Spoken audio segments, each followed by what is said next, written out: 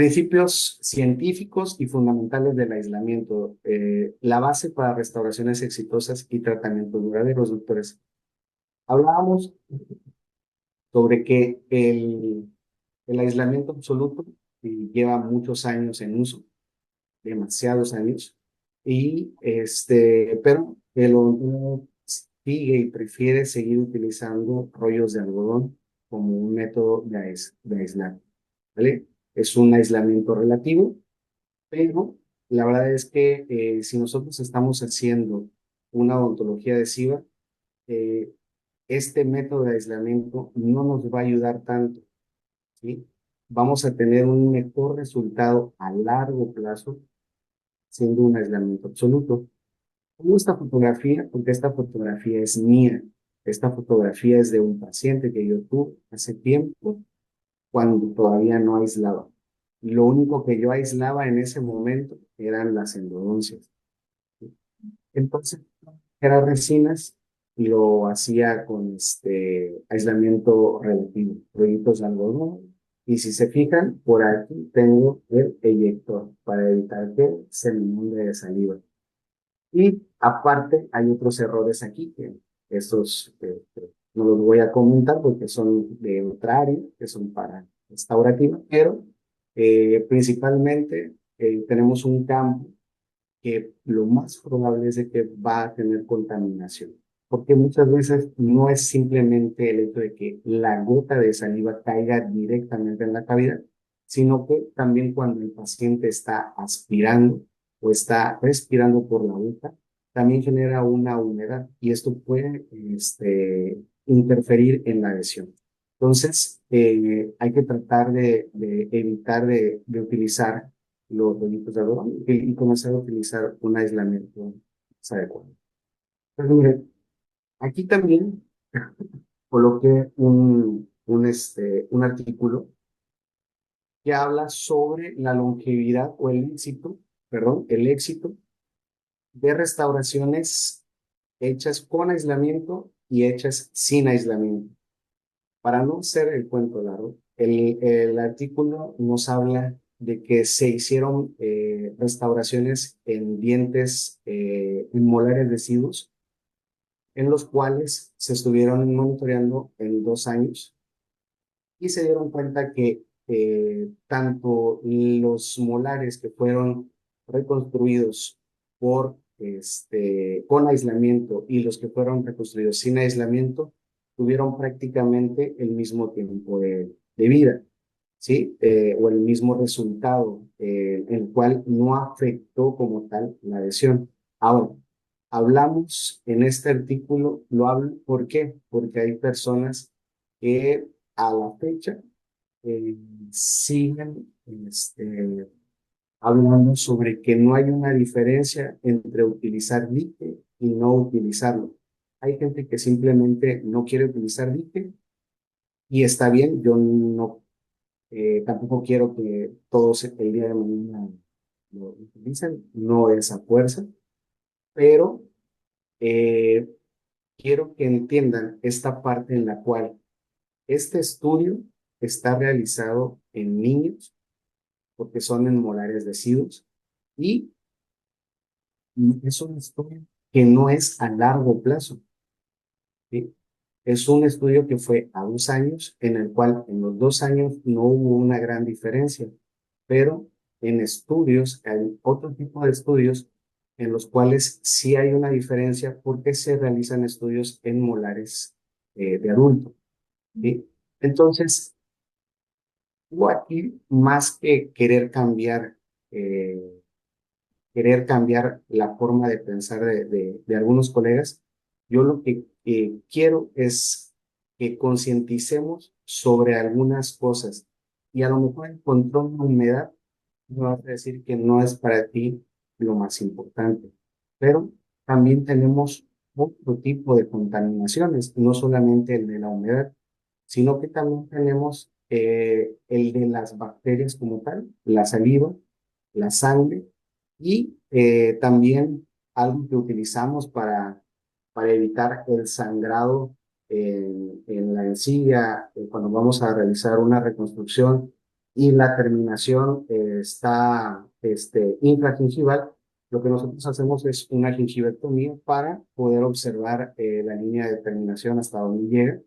Y entonces, en algunas ocasiones, si no estamos utilizando IPv1, eh, a mí me va a pasar, no me lo utiliza, utilizamos un hemostático, ¿cierto?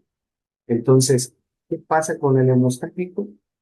También crea una contaminación.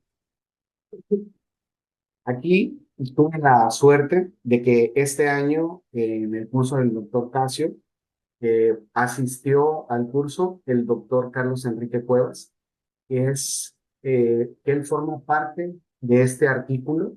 Es un artículo que se realizó en Brasil por la doctora Rin Burgi, y el doctor fue colaborador de este artículo. Él es mexicano, pero estuvo realizando su doctorado en materiales dentales en Brasil. Entonces, este artículo nos habla sobre el uso de diferentes materiales para poder limpiar la cavidad después de haber sido contaminada, ¿sí? Este estudio que estamos pasando aquí en este video es una recopilación, este artículo, perdón, es una recopilación de varios artículos, de varios estudios en los cuales eh, ellos observan el comportamiento de los diferentes sustratos, el sustrato del diente, contaminado con saliva, contaminado con sangre, contaminado con saliva, sangre, contaminado también con hemostático, y en las diferentes etapas de la lesión. Entonces, ellos, en la conclusión que tienen en este artículo, es que efectivamente hay una contaminación de la saliva, pero que se puede solucionar de una manera fácil con lavado. Lavamos la cavidad. La otra es con sangre. La sangre sí tiene una contaminación más fuerte que la saliva, por lo cual necesitamos a lo mejor de un arenador para poder limpiar el sustrato del diente. Y el contaminante que es más complicado de retirar es el hemostático. Entonces, si nosotros estamos trabajando en una restauración complicada, una línea de terminación que es profunda, y estamos haciendo trabajo para que el paciente pueda permanecer con su diente más tiempo, yo creo que deberíamos de darnos el tiempo para poder aislar, ya que si no lo hacemos vamos a tener eh, fracaso de la restauración que estamos colocando a menor plazo. No digo que que vamos a tener una restauración que va a fallar en una semana, en un mes, pero a comparación de una restauración que lleva todo un protocolo de adhesión con aislamiento, sí va a verse mermado el tiempo de una a otra, ¿vale? Entonces, este es un estudio que se los recomiendo que lo lean. Ahí se los vuelvo a dejar ahí para que le tomen ahí una captura. Entonces, yo creo que esta parte es la más importante: seguridad clínica. Evitar evitar que el paciente se llegue a atragantar con algún instrumento, con algún material. A mí me ha pasado de que después de realizar una endodoncia, el paciente me dice: oye, doctor, usted no utiliza un producto que sabe como a cloro y huele como a cloro, porque a mí en el otro consultorio, después de que me hicieron la endodoncia, la garganta me quedó sensible o molesta o con el sabor a plomo, Mm, y te das cuenta que obviamente no utilizaron siquiera el DPE cuando le hicieron la endodoncia. ¿no? Entonces, toda esa parte es importante porque hay pacientes que no pasa nada, pero hay pacientes que son alérgicos al cloro. Entonces, a mí me pasó con una paciente, una conocida, yo la recomendé en aquel momento con un doctor, y le hizo una endodoncia. La verdad yo no estuve presente, pero la paciente me mencionó que sintió el sabor al cloro y ella era alérgica. Entonces, inmediatamente comenzó a tener este, un shock anafiláctico, ¿sí? Comenzó a tener una reacción. Entonces, en algunas ocasiones puede no pasar nada, doctores, pero la verdad es que siempre es mejor tratar de evitar tener algún problema. Sí, una lima, Entonces, una fresa, o a sea, veces olvidémonos de la humedad, olvidémonos de la lesión. Yo creo que lo más importante que debemos de tener en cuenta es la parte de la seguridad del paciente. sí. Sí, claro, todo.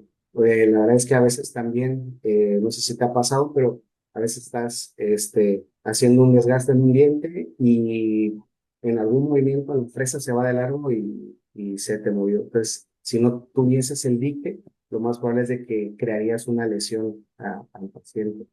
Sí. Mejorar la visibilidad y el acceso, doctores. Una de las grandes ventajas que tenemos con el dique de hule es que el dique de hule va también a aplastar o a retraer los tejidos blandos, como el labio, la encía, los carrillos. En este caso, podemos ver el ejemplo claro. A mí me llegó a pasar con algunos pacientes cuando yo no utilizaba aislamiento, que yo colocaba el portabandas tipo Tufusmail, lo utilizaba y era en un primer molar o en un segundo molar superior y me pasaba que se movía y a veces ya no podía estabilizarlo a la forma en la que yo lo deseaba. Si yo tengo un dique de UNI, yo voy a tener una mejor visibilidad, un mejor acceso hacia la zona que estoy trabajando. Entonces, esto nos va a ahorrar tiempo y también nos va a ayudar bastante para la hora de la manipulación de las restauraciones, ¿vale? Entonces, esta es otra de las ventajas que tenemos con el aislamiento. El impacto directo que también tenemos con la adhesión, que ya habíamos comentado. Si haces restauraciones adhesivas, tienes que utilizar aislamiento, ¿vale? Un campo seco es un campo seguro, doctores.